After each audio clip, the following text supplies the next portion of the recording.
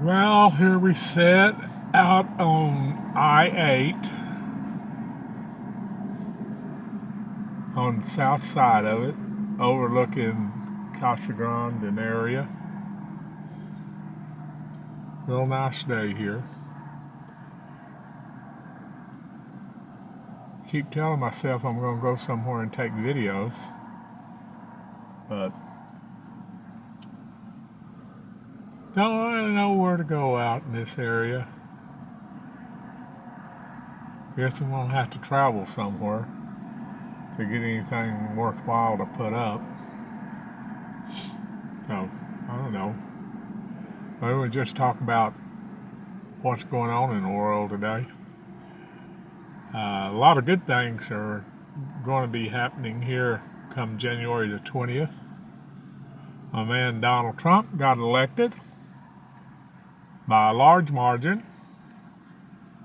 won popular vote, won the Hispanic vote, won the black vote.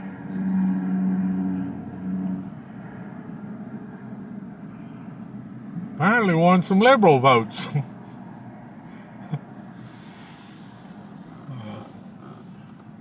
I would hate to think what it would be like the next 4 years listening to a president cackle. Well, she's not going to get that opportunity now, and I doubt that she'll get it in 4 years from now. I have no problem with a female president, just not that one.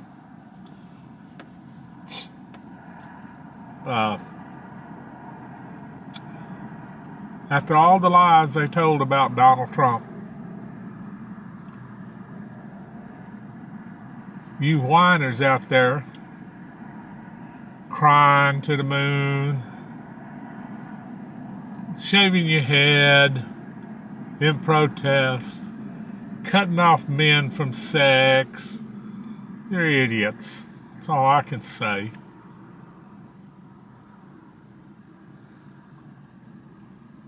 You know,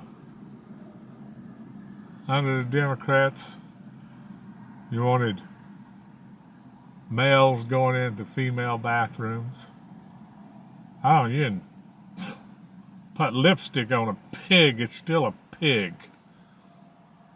You know, put a dress on a man and you tucks him in and you call him a woman.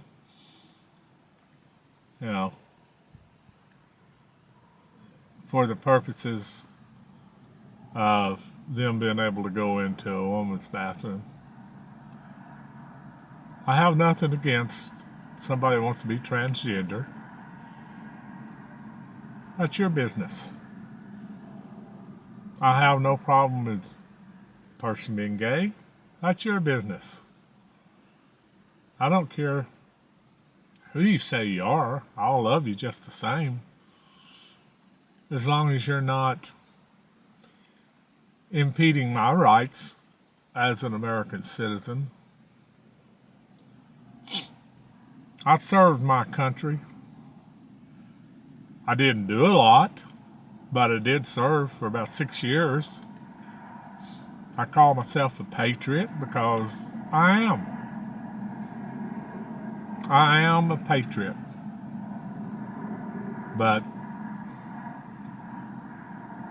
And I think Nancy Mace trying to get a bill passed for all federal buildings where you have to use the bathroom of your assigned gender. Your gender was assigned by God. You can't make up your own gender. You are what you are. If a man wants to love a man, I have no problem with that. If a woman wants to love a woman, I don't have any problem with that. But to try and tell me I have to accept something that I don't believe in, that's up to me.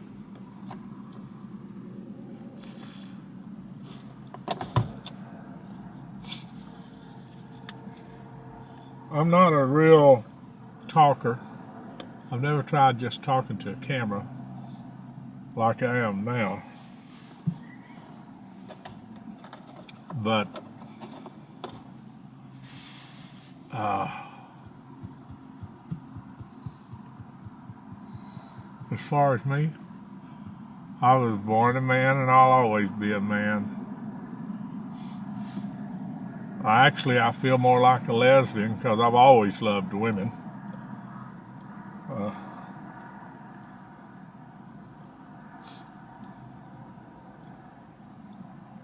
But getting to be the age that I am, I'm just thankful I can still get up, dress myself, feed myself, cook for myself. There's a lot of people that didn't get the privilege to live to the age that I am. I'll be 80 in February. I've had a good life. Haven't been wealthy. Haven't had a lot of money my whole life. But I always worked for what I have. I just wish I had a maid, a cook, and no, I'm just kidding. I wouldn't have a maid and a cook if I could afford one.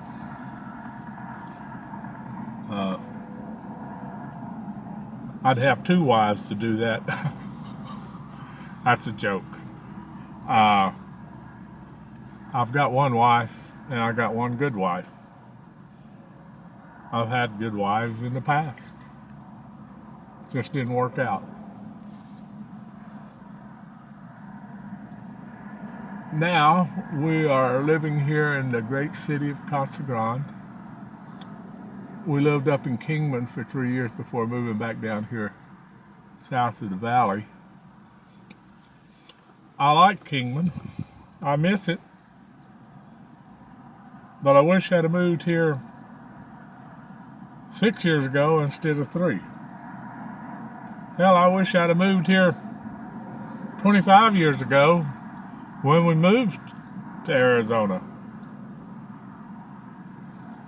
I lived in East Texas for 27 years.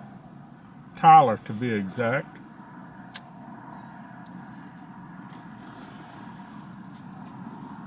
I'm an old railroader. Work for the railroads. That's where I get my monthly check from. It's from the railroad. I was a brakeman / switchman. Rode those trains. Started out in Pine Bluff, Arkansas.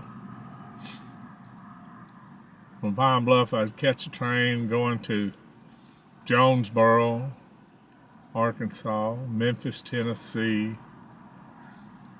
Go south to Shreveport, Louisiana. Go to Texarkana.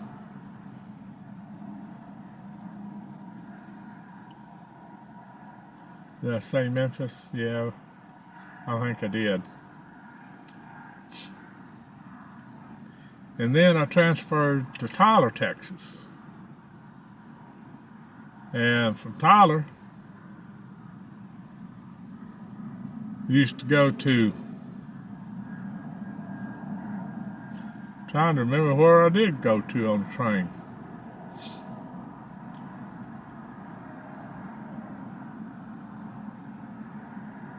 Ain't that something?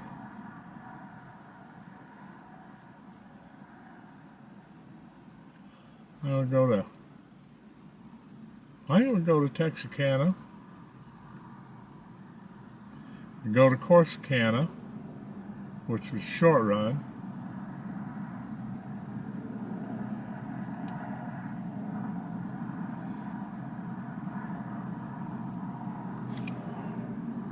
And I remember taking a train, what they called interdivisional run, all the way up to Missouri, Malden, up around Malden, Missouri.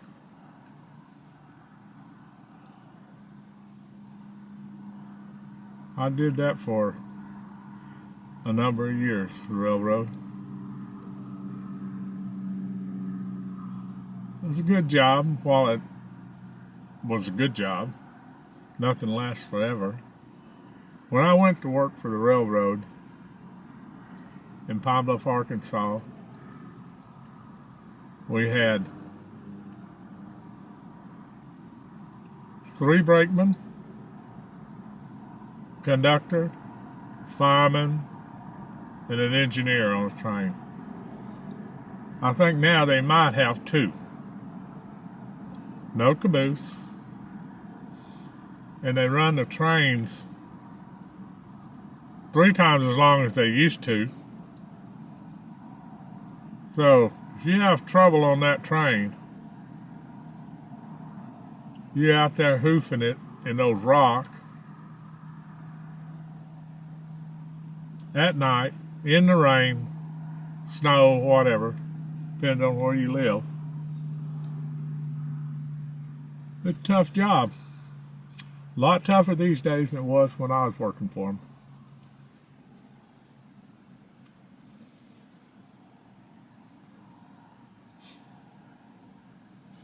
I've done a whole lot of a little stuff in my life as far as jobs go. But until I retired at 62, I always had a job. Always had a job. I worked for Coca-Cola Bottle Company, delivering Cokes to businesses. I worked for a paper company that made sacks, big paper feed sacks. I did that for a while. That was the last job that I had before I went to work for the railroad. I worked for a company called Otasco when I lived in Arkansas. I worked for that, not Pilgrims, but Tyson Foods. I worked for Tyson Foods. But I always had a job. Never had a job making a lot of money. But I've had some experiences in my life. Had a couple of 2, 3, 4 marriages. We're not counting them.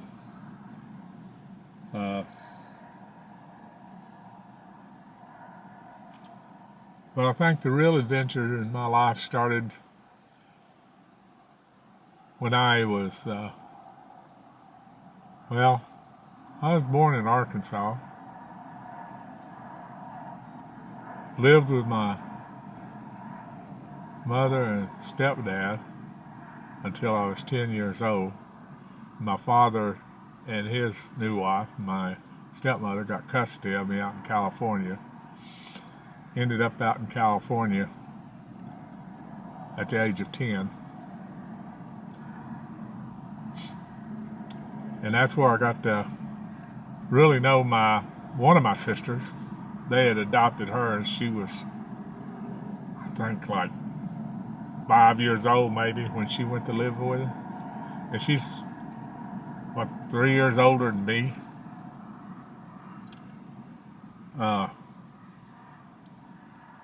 I'd say we were like any other brother and sister. We fought and yelled at each other, and then we had good times as kids. Though had a lot of cousins out there, but I didn't like my stepmother at the time. I kept running away from home. I remember the last time I ran away from home, I was barely 16, decided I was going to Arkansas. That was the last time I ran away from home. I hitchhiked from Mountain View, California to Fort Smith, Arkansas by myself. You wouldn't want to do that these days.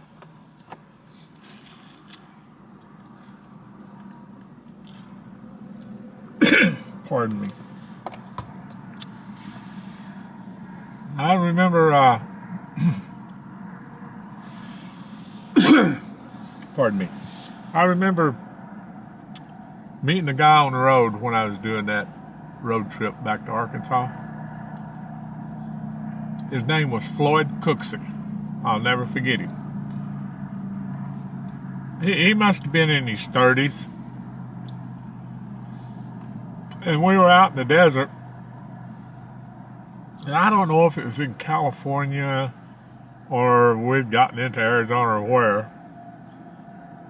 But we couldn't get a ride for nothing. So we spent the night in the desert in a creek bed underneath not an overpass, but a low bed, low running creek with a, concrete road going over it. And we got a ride the next day, and he was going to Springfield, Missouri. So that's where we split up.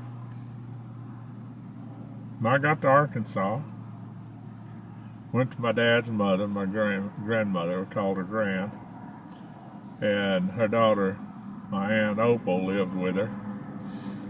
And my dad and my stepmother, who I call my mother, they thought I was still in Mountain View. Grandmother made me call them and tell them where I was at. And my dad told me, he says, well, he said, if you're going to stay there, get a job. He said, but if you ever come back to California, to us, before you're 18, you're going to go in juvenile hall and you're going to stay there until you're 18.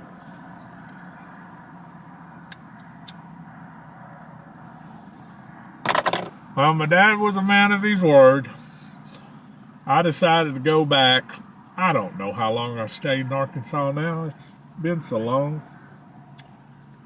Maybe 6-8 months. And I had a cousin that was going to California, Theron Wayne. And I decided I was going to go back. I got back. He dropped me off at the house. My mom and dad, they hugged me, glad to see me. 30 minutes later, there was a police car there in front of the house, picked me up and took me to juvenile hall. And I don't remember, I was there. I remember being there Thanksgiving and Christmas. And the only way they would allow me to get out of juvenile hall before I turned 18 was if I would join the service. Okay, I'll join the service. I was barely 17 years old when I got in the service. I turned 17 in February and I was in the service in July. I was in 1962.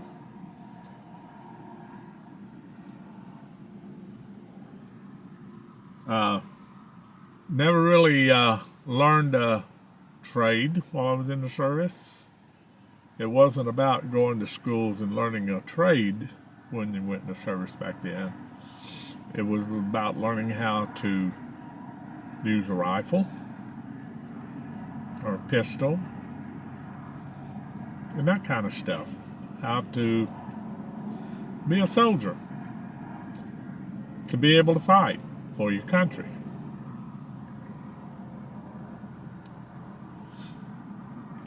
Well, I ended up, went to basic training, Fort California, July and August of '62, and probably part of September. And from there, I went to Fort Sill, Oklahoma for advanced artillery training. I was on a 105 Hauser. That was at Fort Sill, Lawton, Oklahoma. I was there during the Bay of Pigs. After that, I had volunteered for airborne in basic training. Pardon me. So I shipped out to Fort Benning, Georgia. The Peach State, I believe it is. Fort Benning. I went through jump school. I remember during jump school, we got to go home on leave for Christmas. We weren't through with jump school. And when we came back, all we had to do was make our qualifying jumps. And that I did. And I got assigned to the 82nd Airborne Division, Fort Bragg, North Carolina.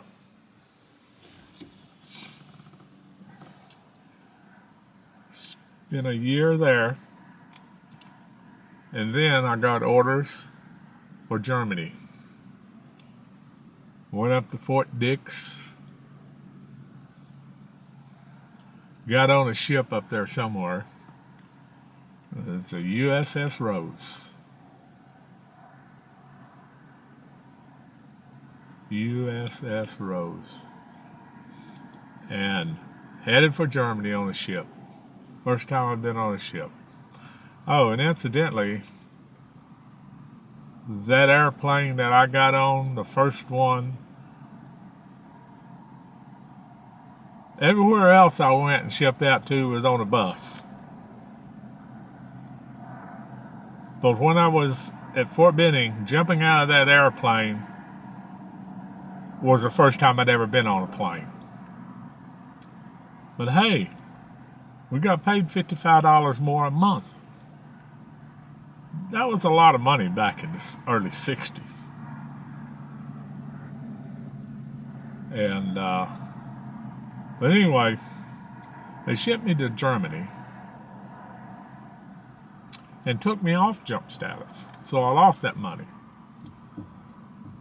So at this point, I had been in the service for a year and a half, and I took what they call a short and re-enlisted to get back on jump status. And I went to the 5th of the 81st Airborne Artillery in Wiesbaden-Biebrich. And that's where I learned how to drink. Oh, I'd started drinking long before that. But that's where I really started drinking. And I drank, and I drank, and I drank. You know, I drank a lot of beer. I was never a pothead. I tried pot one time, and that was it. Made me sick. I found out an interesting thing just a few days ago. My sister had the same experience. She tried it once, made her sick, she never touched it again. And we were talking the other day, and we usually talk every day. And we were talking about that. So we had that very much in common. But I've had a good life, as far as I'm concerned. God still has me here for a reason.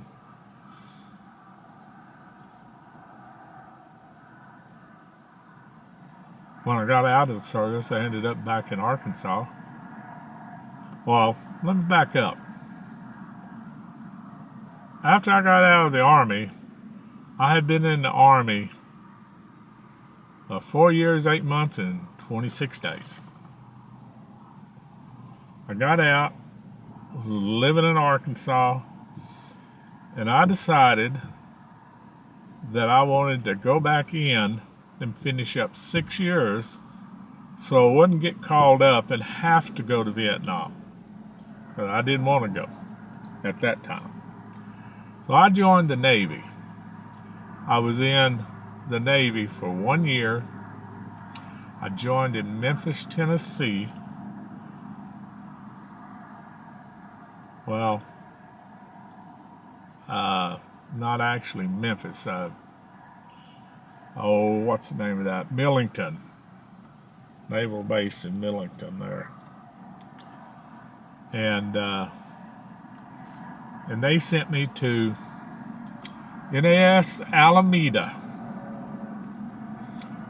Made me an A01, which is Aviation Ordnance. Didn't have to go through training or anything. My job in the Navy for 1 year was working in the bowling alley. That's all I did. Work in the bowling alley. I get off, I drive home, I stand with my mother in Mountain View.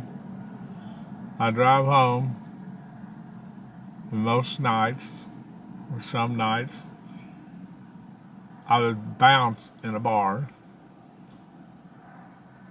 Basically, it was checking IDs at the door. Called Big Al's Gas House in Los Altos. And never had any problem in there because 90% of the people that came into Big Al's were stationed at Moffett Naval Air Station, right there in Mountain View.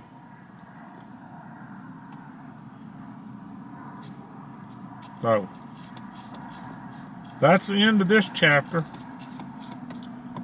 I will put up another chapter about my marriages and my kids in the next episode.